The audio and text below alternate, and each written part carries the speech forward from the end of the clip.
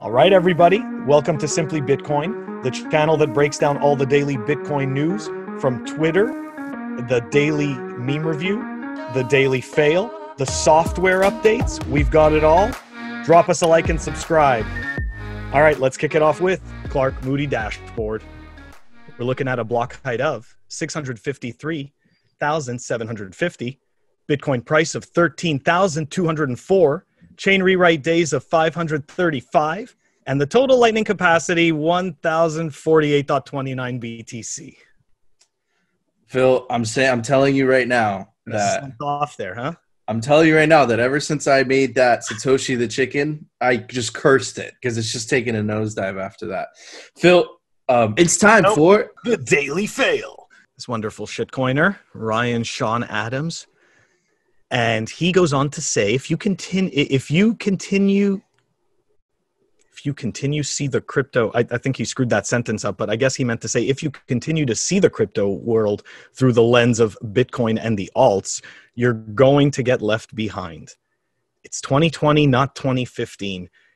Today, there are crypto capital assets, crypto commodities, crypto monies, the same asset superclasses as old finance.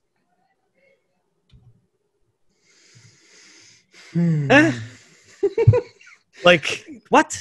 You know, like there's no crypto capital assets. There's no crypto commodities. Okay, there's just a bunch of vaporware that doesn't require tokens to perform a function. Does not require a token to perform the function. It's just software. That's all it is. Absolutely. Sorry, like I'm not. You know, it's just not happening. You know. So if you could tell our listeners today. What I can go first. I can go first actually because I got one, Phil. Okay. All right. So my lesson for today is know when to fold. That's it. That's Nico's wisdom. Know when to fold. I think my lesson for this is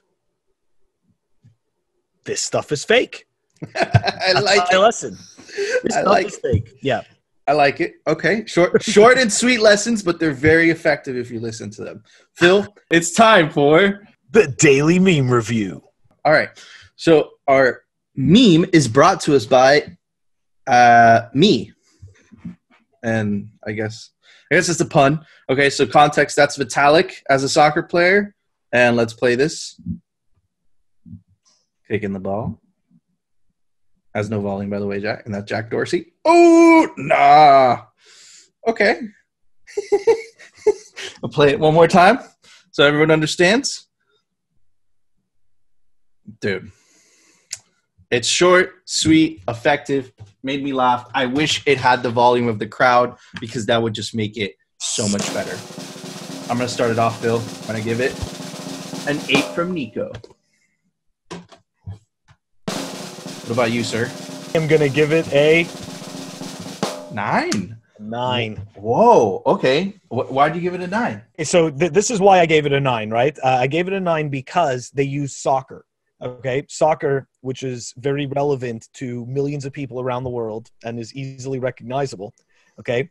That was really the main reason why, was because I think it would be appealing to a wider audience. Okay. Even if they don't understand Bitcoin, they'll laugh about it and be like, maybe want to look into who these people are or something like that. So that's why it got a 9. Absolutely. So you're saying it was an effective piece of meme propaganda. Yes, indeed.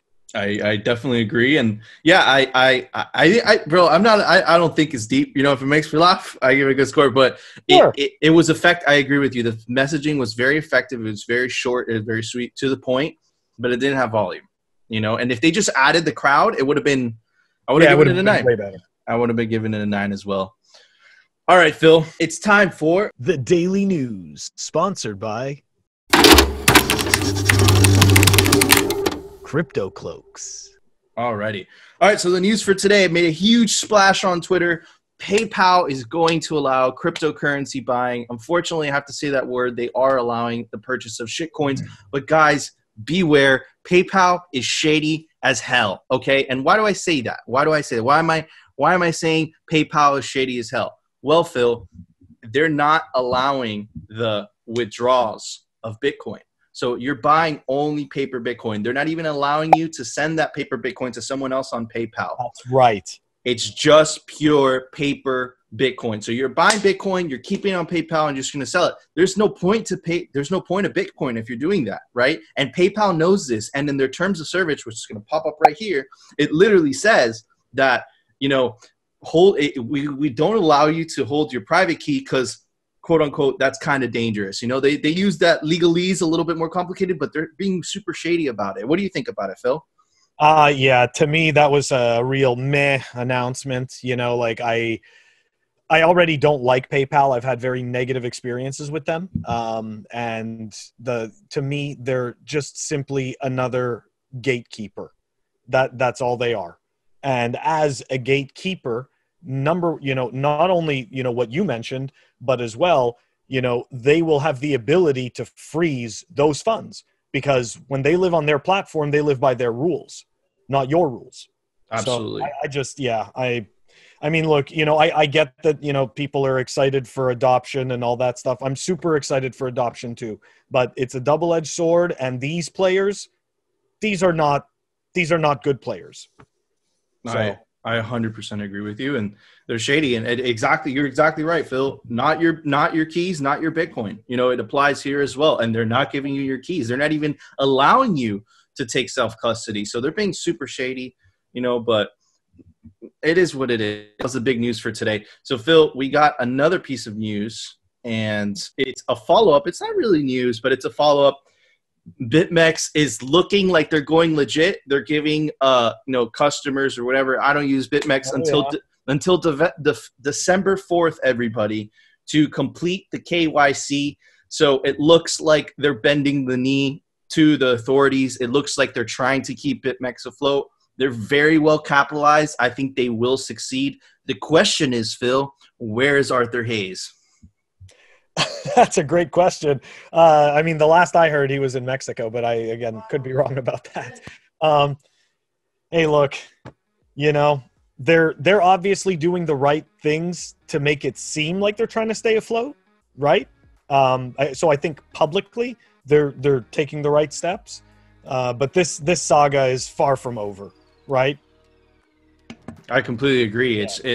But it's interesting. It's cool, and I love how he's just, he's just flying around the world, just evading the U.S. government, and BitMEX is still operational because it's Bitcoin, Teflon so that Hayes, man, he's Teflon Hayes. Oh yeah, that's awesome. So, okay, it's cool. It shows you the power of Bitcoin. Phil, this is the best software release ever, okay, because I know it's something close to your heart. Why don't you tell us about it? Software releases. All right, let's take a look. You got me interested too. Oh, nice.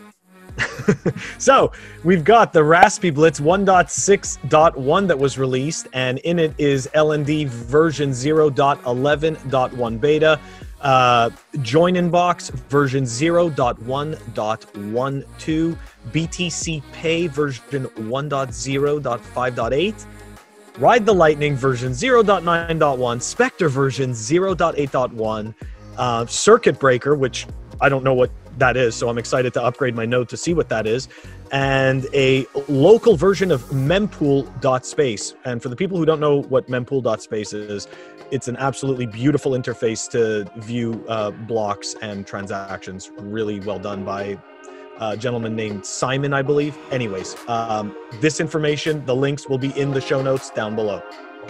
Awesome. Thank you, Phil. You guys see that? You guys see how I knew? I knew that he would like it. Guys, if you like this episode, if you found it useful, don't forget to drop us a like. And if you really like it, subscribe. And guys, tune in tomorrow for more Simply Bitcoin and No Shitcoins.